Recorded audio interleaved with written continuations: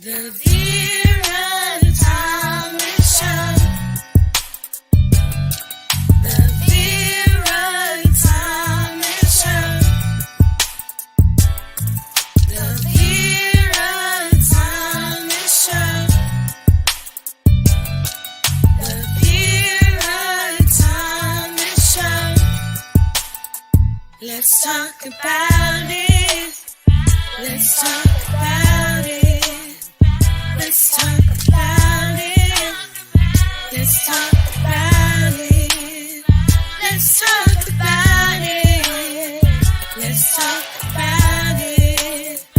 On the Vera Thomas Show. Let's talk about it. Yeah.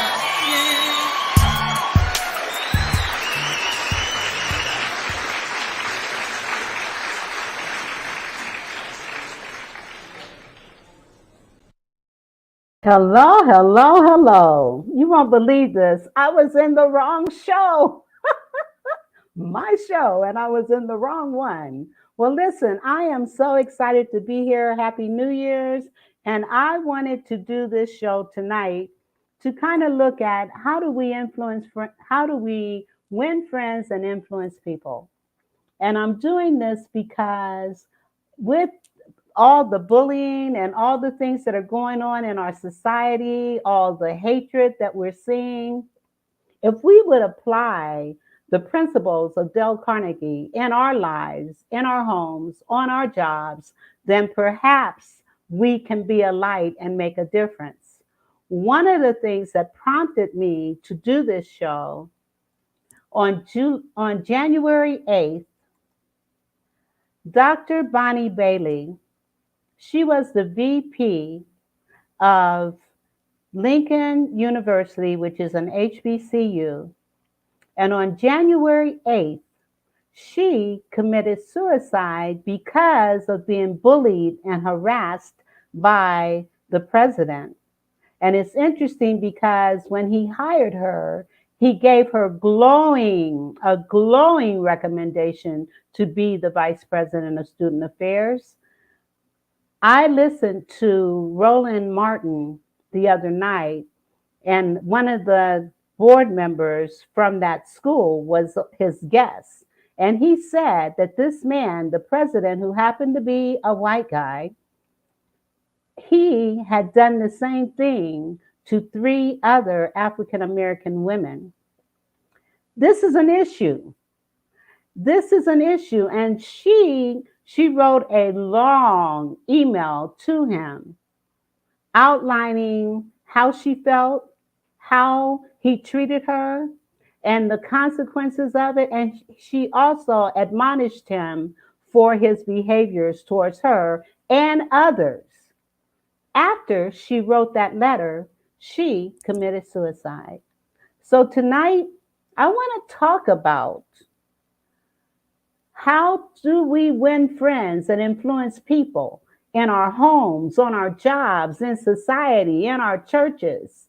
We have got to be a light. We have got to make a difference. I also want to, before I even start that, I want to pay tribute to a guest that I had a few months back. She's from Nairobi, Kenya, and I am saddened to hear that she passed away due to cancer. And I am encouraging my listening audience to please support her organization. I am going to share a little bit about her. She was an awesome, awesome person. And the work that she did, she helped young girls who came from slums and impoverished conditions to build businesses. And she was just an absolute Lynette. Her name was Lynette, and she was just phenomenal, absolutely phenomenal. And I want to share, these are some of the girls that she's worked with.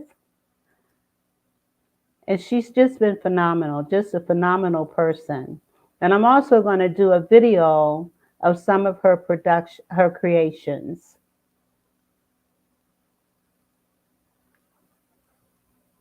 Bear with me today.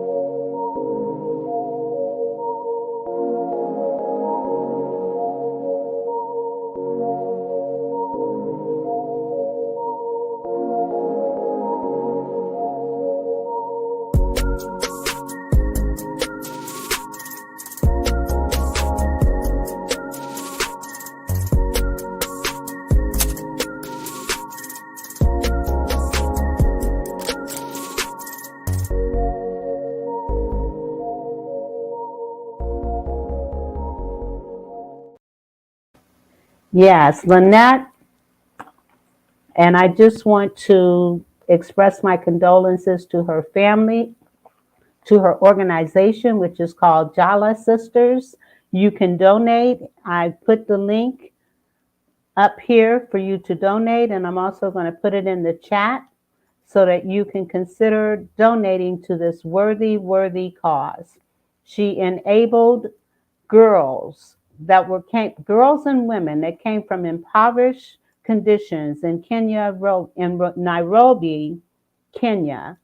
And we just want to express our condolences and just say, God bless the work that she's done, and may it continue on. May it continue on. Okay, let's get into these principles.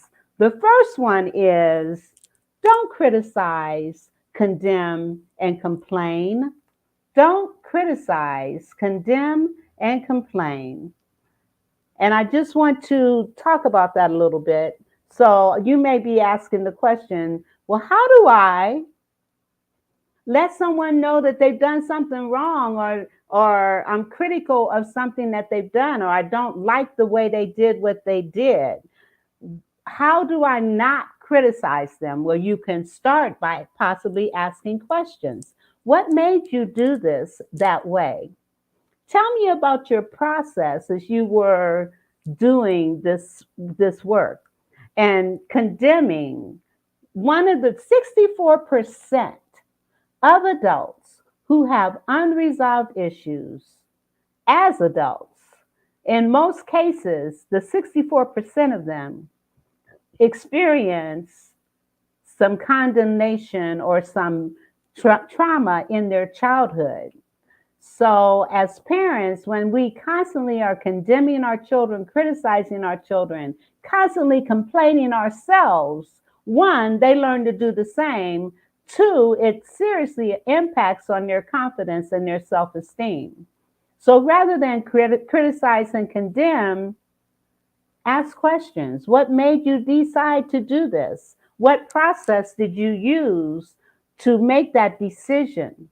And rather than constantly complaining about this, complaining about that, complaining about people, instead of constantly complaining, count your blessings. Show gratitude. Be thankful. Be thankful. I remember hearing the quote, I once complained I had no shoes until I saw a man that had no legs. There's always someone that's worse off than we are.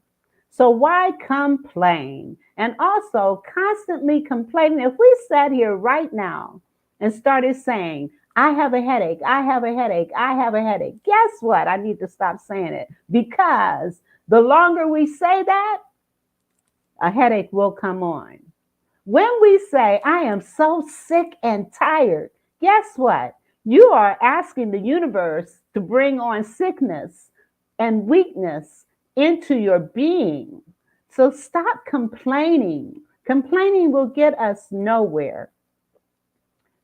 The second one is give honest, sincere appreciation. Be thankful for when people do things for you. Show appreciation and be honest and sincere about it. Not sarcastic, not phony, but be real about it. And we can always find something to show appreciation for. If someone does something for you, little things, it can be little things. It doesn't have to be some major big thing. It can be a small thing that someone did for you. And you can show appreciation and honesty and be sincere when you do that. I remember someone had given someone something and they didn't have to do it. And the person said, wow, they could have done this before now. Instead of being thankful, instead of being appreciative that someone thought enough to do for you. I am so appreciative. I am so grateful for those that have been there for me. I just really appreciate them. And so giving honest, sincere appreciation. The other thing is arouse in the other person an eager want. Allow them to want to do something for you by how you are, your personality, your giving, your appreciation, your constantly praising and showing that you are grateful. So arouse in the other person an eager want, that they'll want to be around you. They can't wait to see you. Become genuinely interested in other people. So oftentimes we get into conversations and it's all about me, me, me, me, me. And even in relationships, especially if you are getting involved in a new relationship, a lot of times we want to talk about, well, I do this and I do that and I am this and I am that. Ask questions and find out more about the person. When you engage people and show them that you are interested in them, it makes all the difference. It can make all the difference. So show an interest in other people, in your children. Show them that you're genuinely interested in what they're saying. Give them your undivided attention. When they're talking to you, put your phone down. Look them in the eye. Engage them. Just as you would your friend, just as you would a coworker.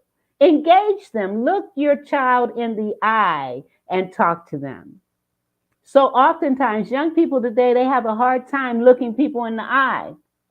And it very well may be because they're not seeing people look them in their eyes. And we can say, look at me, let's talk. I want to see what you're thinking. See what you're thinking, yes. So be genuinely interested in other people. And smile. A smile can go a long way. Your smile may be the only smile that someone got in a day. If you're at the grocery store and you're at the cash register, smile at the cashier. It may be the only smile she got in all day long. So smile.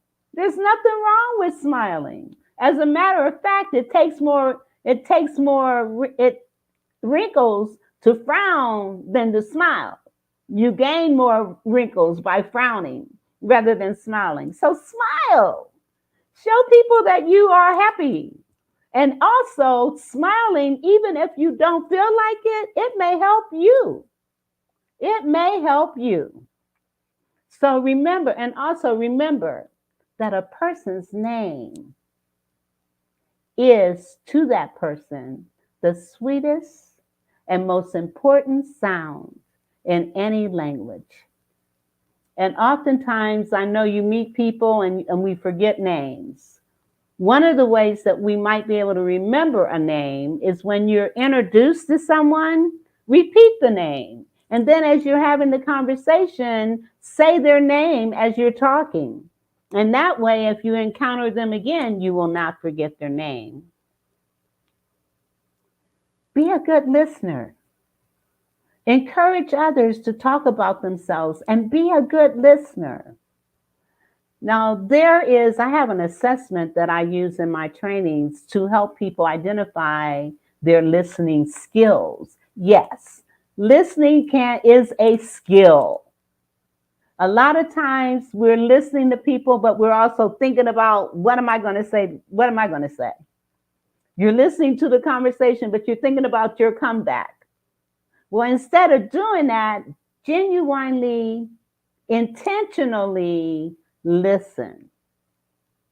Just last night, I was talking to a friend of mine who recaptured a conversation that we had had, and I honestly, I just know I heard what I thought I heard. However, she felt that I didn't listen to her because she said, "Well, I said this." Well, I'm not going to argue with you. I know what I thought I heard. I know what I didn't hear, but maybe I was not paying as much attention as I needed to be. So as I'm talking to you today, I'm also talking to me. Nobody's perfect. We all have our issues. We all have things that we can work on.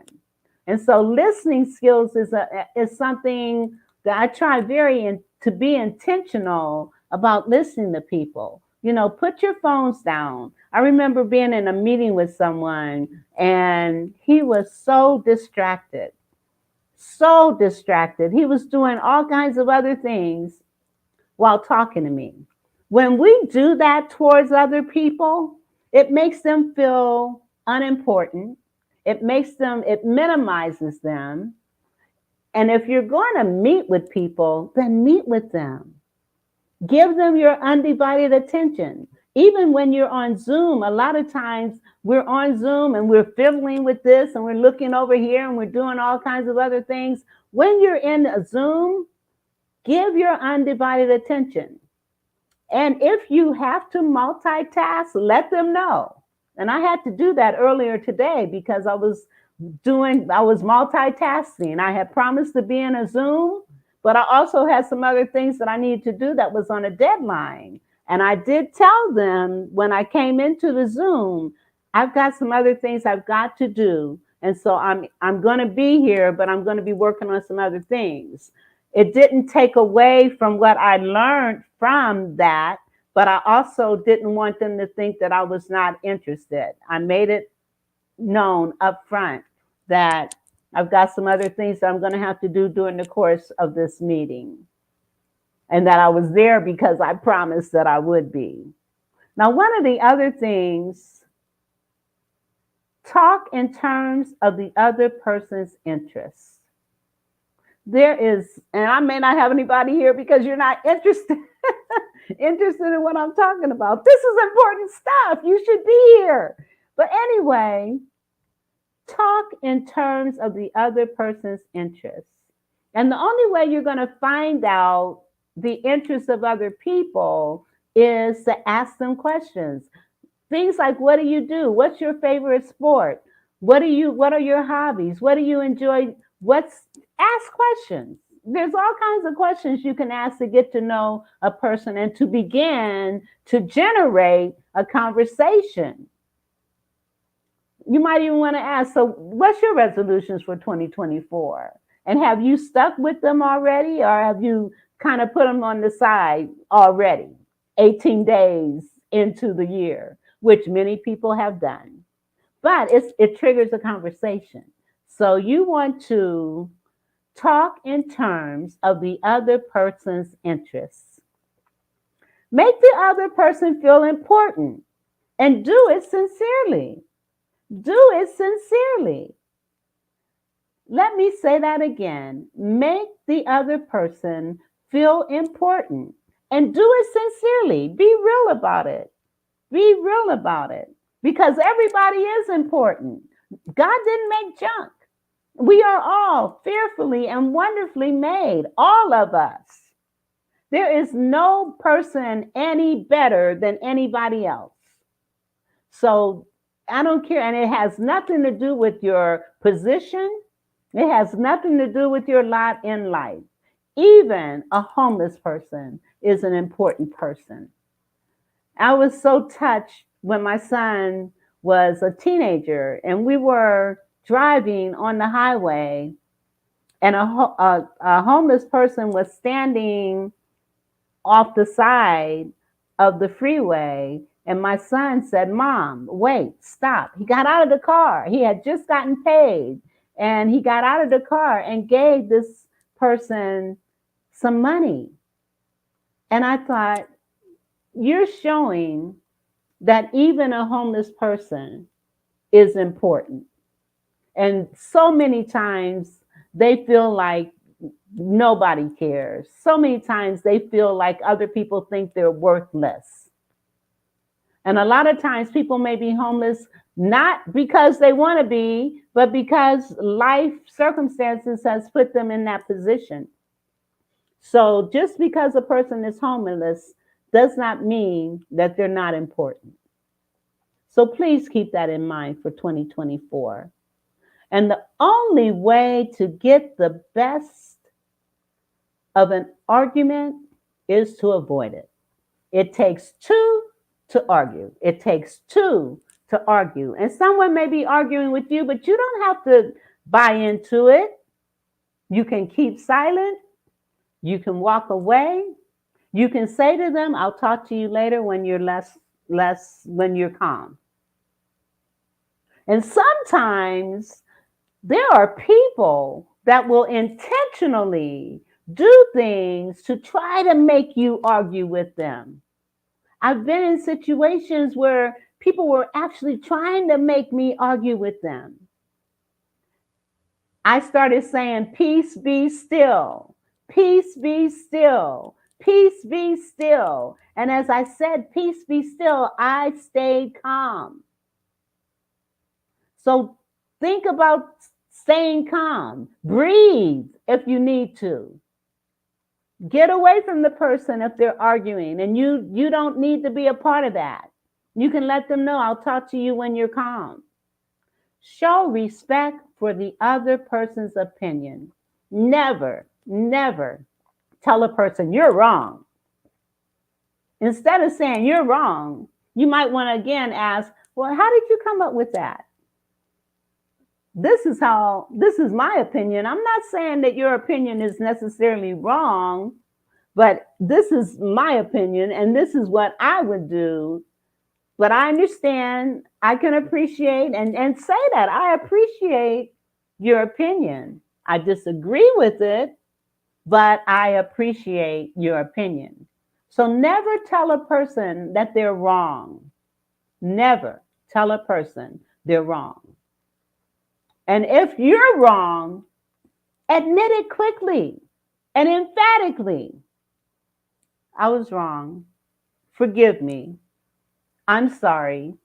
I acknowledge that I was wrong. So many times we want to blame other people for things that we've done. So many times we want to place the blame and the responsibility on other people instead of acknowledging ourselves that we were the ones who were in the wrong. And being able, I may be cutting this short because I'm having problems with my battery. My computer does not want to charge. But anyway, Lord Jesus, help me. So anyway, when you are wrong and you know it, admit it. Just admit it. And you may even say, this is hard for me, but I admit I was wrong. I was wrong. Please forgive me. And that's what we need to do.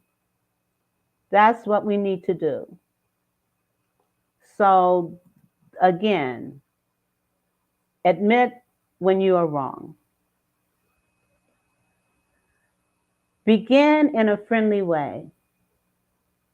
A lot of times we talk about getting up on the wrong side of the bed. But just because you got up on the wrong side of the bed doesn't mean that you got to carry that with you throughout the day. So begin in a friendly way, no matter how you feel. You may not feel like being friendly, but be friendly anyway.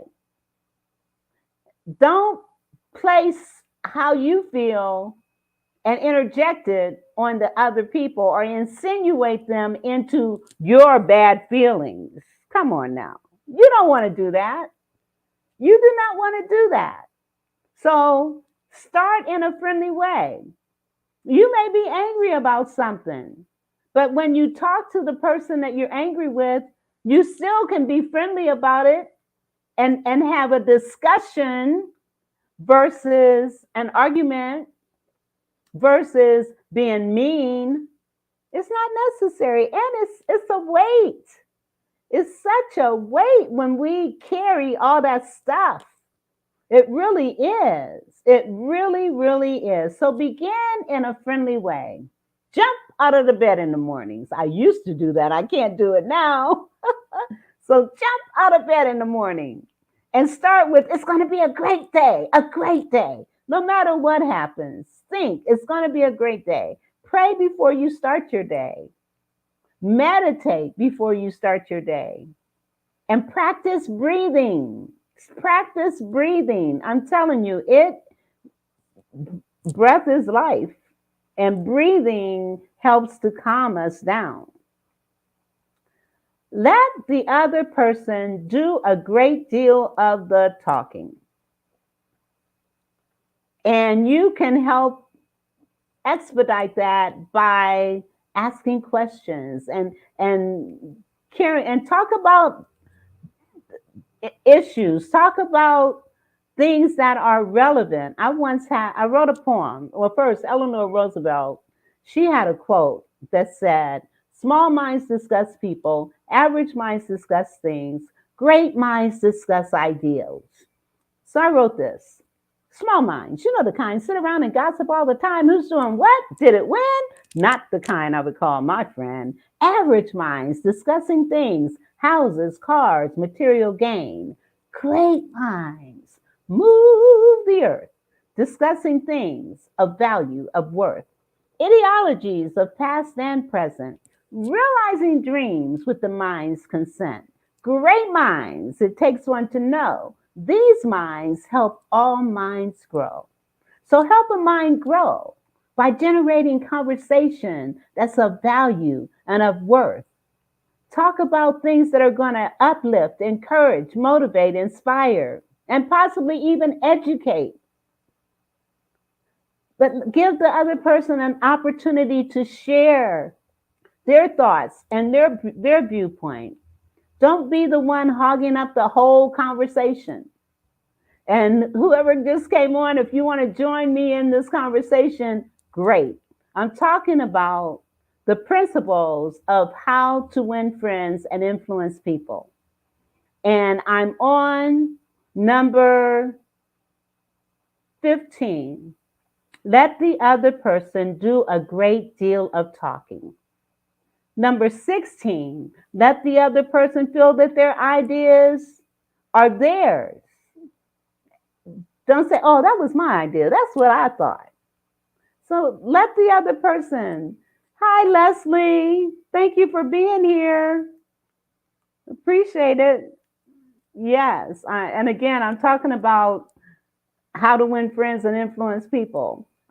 Since you're here, I'm going to run through what those things were that I talked about before. The first, don't criticize, condemn, and constantly complain. Give honest, sincere appreciation.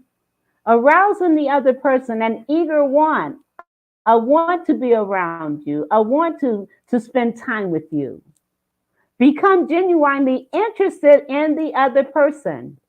Find out what it is that they like to do. Find out what their hobbies are, their travel experiences, and just talk to people and show genuine interest and smile. A smile can take you a long way. A smile may be the only smile that someone was the smile that you gave. Remember that a person's name is to that person the sweetest and most important sound in any language. So as we meet new people, repeat their name as you're having the conversation so that you don't forget it. And it makes them know that you're really interested in me. You know my name. You're speaking my name. It's a great feeling when someone constantly calls your name during the course of a conversation. Not constantly, but periodically says their name during the course of the conversation. Be a good listener. Encourage others to talk about themselves instead of hogging up the conversation with me, me, me, me, me. You want to know more about them. Get them to talk. Get them to be engaged. Be a good listener. Encourage others to talk about themselves. Talk in terms of the other person's interests. Well, the only way you're going to find out what the other person's interest is by asking questions, talking and finding out what it is they like to do. Make the other person feel important and do it sincerely. Do it sincerely. Thank you very much. Do it sincerely. And again, everybody's important. It doesn't matter what their lot in life is. It can be a homeless person, but they're important. God made them. And God didn't make junk. And we are all fearfully and wonderfully made. So it doesn't matter what your station is in life. You are still important. And we need to treat each other as if they are important. We really do. The only way to get the best of an argument is to avoid it. You don't need to argue, walk away, or say to them, look, I'll talk to you when you're more calm. Because right now, we're not going to get anywhere. And I'm not going to argue with you. And I have said that at times. I am not going to argue with you. If you want to talk, we can talk. If you want to argue, I'll talk to you later. Show respect for the other person's opinion. Never, never tell a person, you're wrong. Instead of telling a person you're wrong, and like you said, absolutely agree to disagree. And it's okay. We can have differing opinions, but that doesn't make either of us wrong. We disagree. We agree to disagree. So show respect for the other person's opinion and never say you're wrong. Instead, you might say something like, well, how did you come up with that? What made you decide to do this that way? Give me some ideas of your thought process instead of saying you're wrong. Because when we tell people they're wrong, it minimizes them. It makes them feel inadequate. It can impact on their confidence, especially our children. When we tell our kids, you're wrong, or in relationships, you're wrong. No. Find out how they came up with what it was that you're saying they're wrong about. And if you're wrong, admit it quickly and emphatically. And ask for forgiveness. Leslie was supposed to be on tonight and we were going to talk about forgiveness, but God had other plans. She'll be on another time. Forgiveness is so key. And think about it. When we're holding grudges, resentment, and discontent, dislike for another person, in most cases, that very same person is getting on with their lives. They're not even thinking about you. They're not even thinking about what may have happened to cause you to feel the way that you feel. And the only person you're really hurting is yourself. You're hurting yourself. We wonder why we are harboring all kinds of illnesses and what have you. A lot of it has to do with that unforgiving spirit. So how do we forgive? And I know when you've been hurt, forgiveness can be hard. It can be hard. And I speak from experience. I had a family member that I didn't speak to for a whole year because I was hurt. But I had to forgive. And I went through, actually, our church was going through a forgiveness training called the Bait of Satan. And the bait of Satan is when we offend or we are offended. So being able to forgive, so I went to that person and my first question was, what did I do to you? Whatever, and she didn't answer. And I said, whatever I did to you, I ask your forgiveness. And I want you to know that I forgive you. I don't ever want to go through this again. She apologized, and we did get our relationship back on track. Forgiveness is key, and sometimes we may still need to disengage, but let the person know that you forgive them. Let them know that you forgive them. Even if you no longer want to be in a relationship with them, even if you no longer want to be around them, let them know that you forgive them. You're doing that for yourself. You're doing that for your healing. You're doing that to relieve your pain. Forgiveness is so important.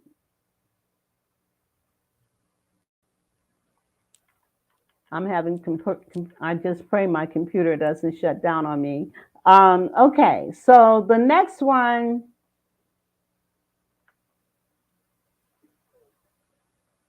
get the other person to say yes. And this is a sales tactic. Get the other person to say yes. So ask questions that are going to generate a yes. And if there's a no, you might want to ask why. So get people to say yes immediately. Let the other person do a great deal of the talking. And that kind of falls back on the other one that says talk in terms of the other person's interests. Try honestly to see things from other people's point of view. I think one of the reasons we're having so many problems in our society today is because we are refusing to look at another person's point of view. I had a conversation not too long ago with someone, and they shared with me that there was fraction in their family, and that they are no longer involved with their children or their grandchildren. They are a supporter of someone that their children are not a supporter of, and their children have disengaged with them. And we had this conversation, and I was able to share. I didn't say, well, you're wrong or any of that kind of thing, but I did say, well, perhaps the reason that you haven't seen your children for 12 years is because of your beliefs and what you're thinking right now. You might want to consider asking for forgiveness and forgiving for them not being a part of your life. That's so important. And have, hopefully you can see their point of view, and they can see your point of view. Even though there are some things I just really don't understand, but it's, I have to at least respect the opinions and the point of view of other people. I don't have to be around it, but I can respect their point of view. The other thing is be sympathetic with the other person's ideas and desires, especially in the workplace. When we are in the workplace and we may have coworkers, we may be working as a team. Listen to the other ideas, even if you don't agree with it, even as parents, listen to your children's opinions, listen to their ideas. And there may be things that you may not agree with or you might not even do, but at least you've allowed them to express how they feel. And even in terms of family activities and things, ask them, what do you want to do? What's important to you? And make it clear, okay, I may not do this, but it's good to know that this is something you might want to do, and it's something we might want to consider at another time. So it's important to be sympathetic with the other person's ideas and desires. Appeal to nobler motives. Our motives can really get us in trouble. And a lot of times, people may have motives that are not with the best intentions, and they may come across like they are, but recognize, and we can't focus on other people, because to the extent that we got one finger pointed at them, we got three pointed at ourselves. So whatever it is that we're doing, we should ask ourselves, now, what is the motive behind this? Why am I doing this? Am I being genuine and sincere in doing this? Am I doing this because somebody wants me to do it? Am I doing this because I'm trying to get back at somebody? Which, vengeance is mine, saith the Lord. So why are we trying to get back at people? What are your motives? Why are you doing this? Think about that for your good. And are your motives pure? Are your motives honest? Are your motives just? So think about your motives. Why am I doing what I do? And is it coming from my heart? Coming from my head? Where is it coming from? Dramatize your ideas. A lot of times we can express through dramatization. Instead of constantly sounding monotone, you might want to be excited, get excited, dramatize your ideas, give an example. And that Jesus did that all the time. He told stories, he dramatized the points he was trying to make. We need to consider doing the same. Throw down a challenge. Throw down a challenge. Challenge yourself as you challenge other people. Challenge yourself. Now, I've given you 21 ways that you can win friends and influence people. And you know what? I've talked so much. I'm getting ready to go to a commercial, and we will be right back. So let me pull up. I forgot I had commercials to do. Just running my mouth. Well, let me shut up and run a commercial. As a business pro, you know the way to make the way to make real money is to have a big qualified audience listen. Why isn't this coming on? Okay, well, let's try this one. For real, take your business, any business, to the next level by joining us at the Global Awaken Trinity Summit. 4 days of opportunities and inside info you don't want to miss. As over 35 celebrity speakers will be live in person to teach you exactly how to make your business take off, grow, and thrive. From marketing tool secrets to the best ways to build relationships, partnerships, and make true connections. Founder Kessa Gooden is putting on this once-in-a-lifetime event, the Global Awaken Trinity Summit VIP Gala and Yacht Mastermind, February 29th through March 3rd, 2024 in Miami, Florida. Registration starts at 9 sharp each day.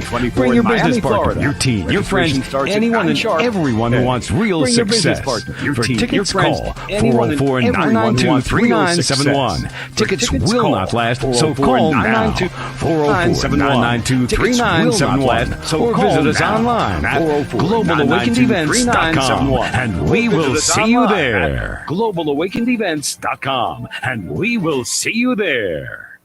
As a business pro, you know the way to make real money is to have a big qualified audience listen carefully to your every word. Step up and speak at the Global Awaken Trinity Summit, and that's exactly what you'll have.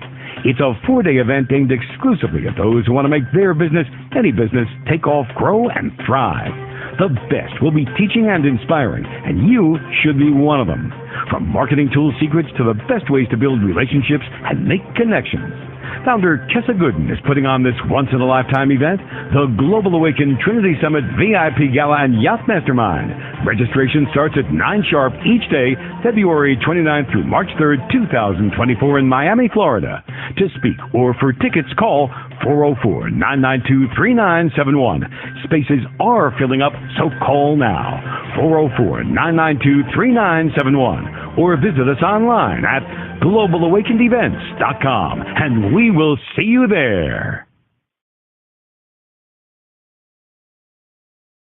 Awakening event. I'm telling you, if you are a speaker, you want to check this out.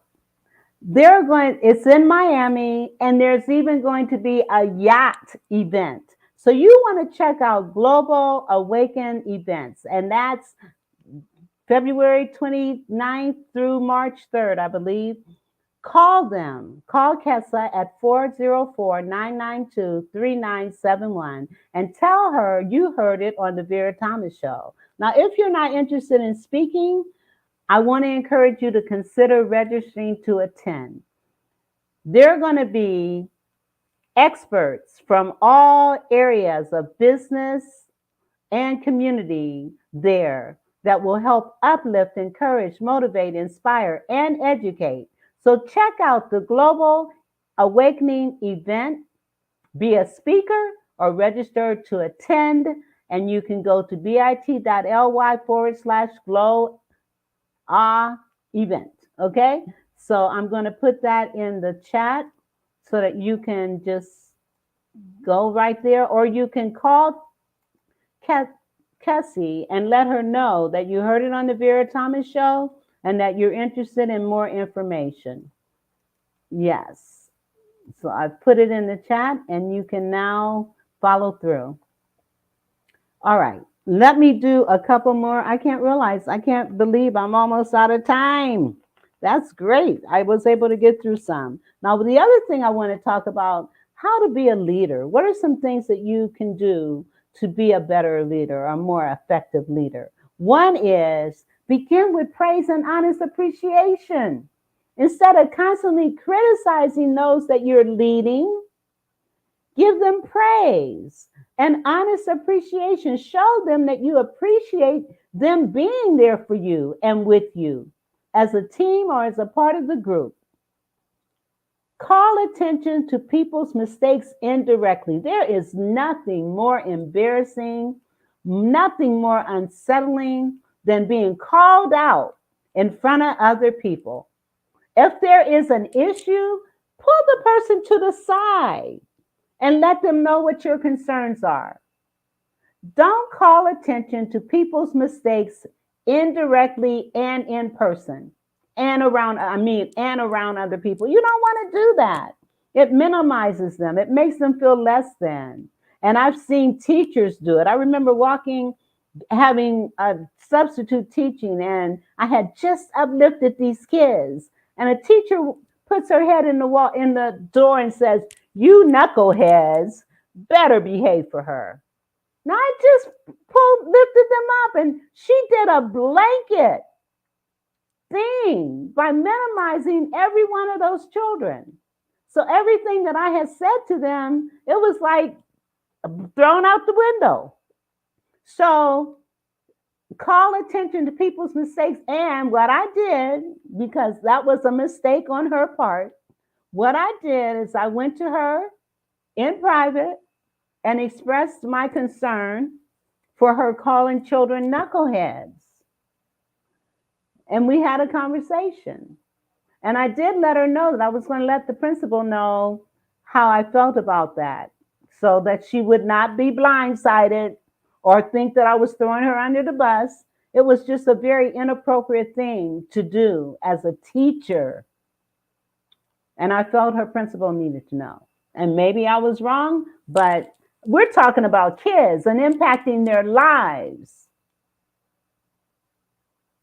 Talk about your own mistakes before criticizing the other person. We all make mistakes. None of us are perfect, and none of us need to act like we are. When we make a mistake, admit it. It's just like when you hurt somebody, you do somebody wrong, or you know you did something wrong. Admit it. Admit it. And talk about your own. And a lot of times in conversations, people are more apt to hear what you have to say when you first talk about your own errors, your own mistakes. And then you can begin to talk to them and ask them, so what made you do this way? Instead of saying you're wrong, ask questions. But acknowledge that, hey, I'm not perfect. And especially, you don't want people to feel bad. I'm not perfect. So share your imperfections before you start lighting into other people about theirs.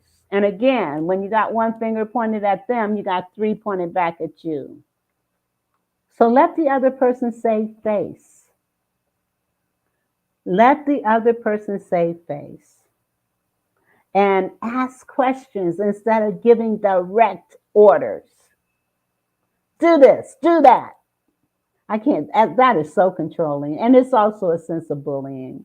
It is so controlling. So instead of giving direct orders and demanding and commanding people to do certain things, ask questions.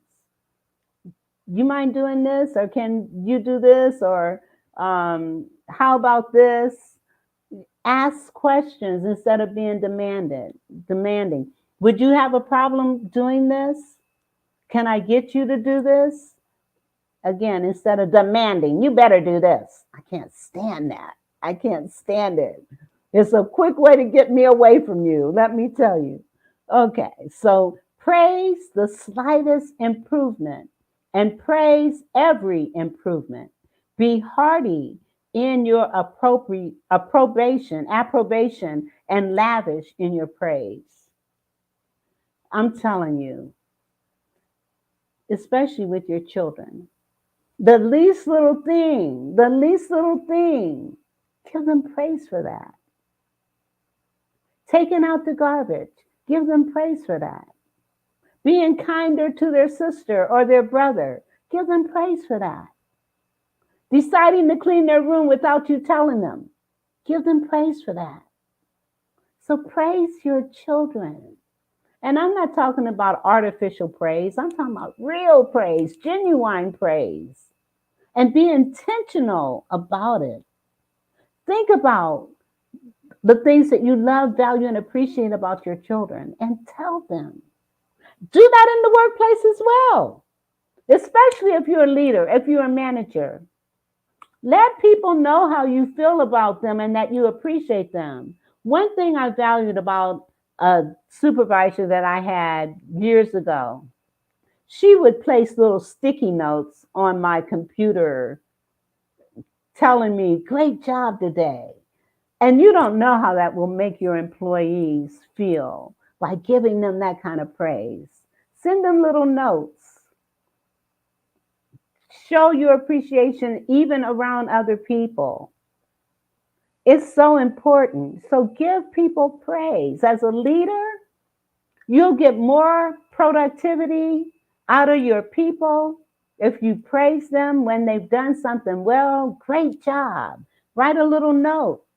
Show them you appreciate them. Take them out to lunch. Let them know that you appreciate them. Give the other person a fine reputation to live up to. And it's interesting because when Dr. Bailey was hired at Lincoln University, the president gave her all kinds of praise, all kinds of accolades when she was hired. She wasn't there a whole year when he started harassing her and bullying her to the point where she went into a state of depression and anxiety and asked for family leave. She asked for family medical leave and they refused to give it to her. So she writes him a note, an email, a long email outlining all the things that he had done and how he had treated her. She admonished him. She told him never do this to anybody else. After she wrote that note, she committed suicide. We gotta do better. We gotta do better in the workplace, in our homes, in our society. That's why I'm doing How to Win Friends and Influence People. So give people a fine reputation to live up to. Use encouragement. Make the fault seem easy to correct. If it is an error, say that's okay. If your child happens to spill stuff all over the floor or the counter, don't yell at them. Just say, that's okay. We can clean it up. No problem. And I know sometimes that's hard to do, but do it anyway. Make the other person happy about doing the thing you suggest. Man, I'm telling you, when you praise your children, that makes them want to do more for you and with you. So make the person happy about doing the thing you ask them to do or that you suggest. Now, let's talk about how do we stop worrying. First, live in day-tight compartments. Live in the moment. Think about the Serenity Prayer helps me. Accept the things I cannot change. Change the things I can and know the difference. And don't claim something is somebody else's fault or it's because of this or that. It's because of the choices that we make. So take responsibility. And when you do that and you accept the things you cannot change, now there's some things we just have no control over. I didn't have any control over my sisters getting sick. All I could do was put them in God's hands and do everything that I could to help them and not worry because I knew that they were children of God and that he had their backs and that he was in control. And when you put him in control, then why are you worried? I once had a sign on my refrigerator that said, why worry if you're going to pray? Why pray if you're going to worry? Why pray and then get up and say, oh, what am I going to do? He said, cast your cares upon him. He said, come, my yoke is easy and my burdens are light. So why are we worried? Both my sisters worried about everything. I remember we were in a three-way conversation and almost simultaneously they both said, why can't we be more like Vera? She doesn't worry about anything. Well, if we are Christians and we trust God and we know that he said he would not forsake us or leave us, if he said, cast your cares upon him, if he said, come, my burdens are light, then why are we worried? Why are we worried? And then you ask yourself the question, what is the worst thing that could possibly happen? What is the worst thing that could possibly happen? And also, one of the remedies for worrying, sit down and write out every single thing that you're worried about. Sit down and write it out. Every single thing that you're worried about.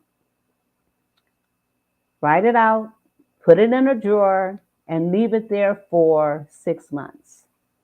Come back to it. And guess what? Most of the things you worried about was needless worry. Other things that you worried about took care of themselves. Other things that you worried about, God was in control and he took care of it.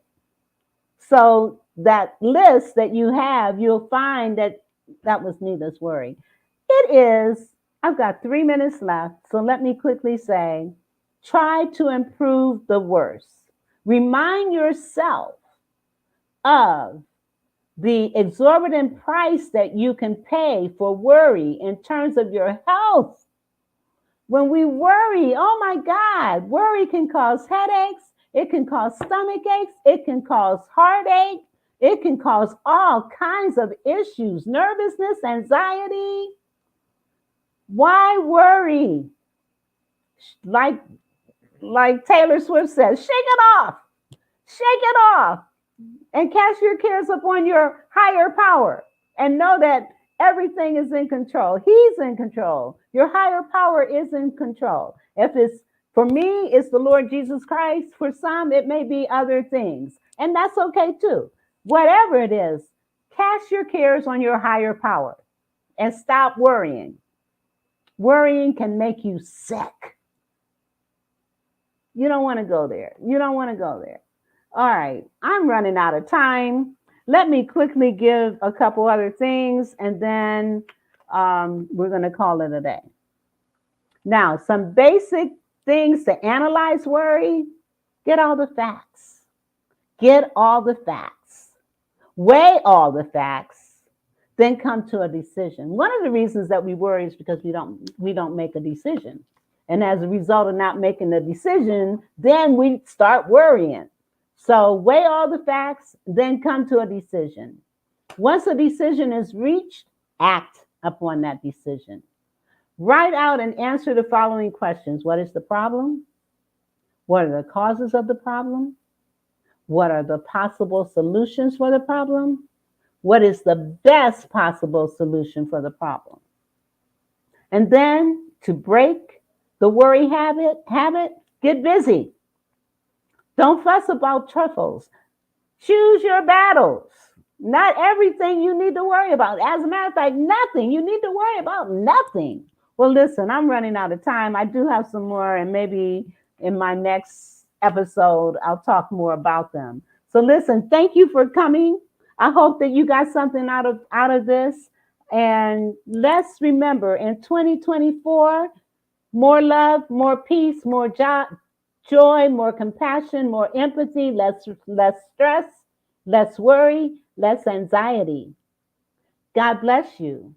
And thank you for listening. And have a great remaining evening and weekend. The Vera Thomas Show. The Vera Thomas Show. The Vera Thomas Show. The Vera Thomas Show. Let's talk about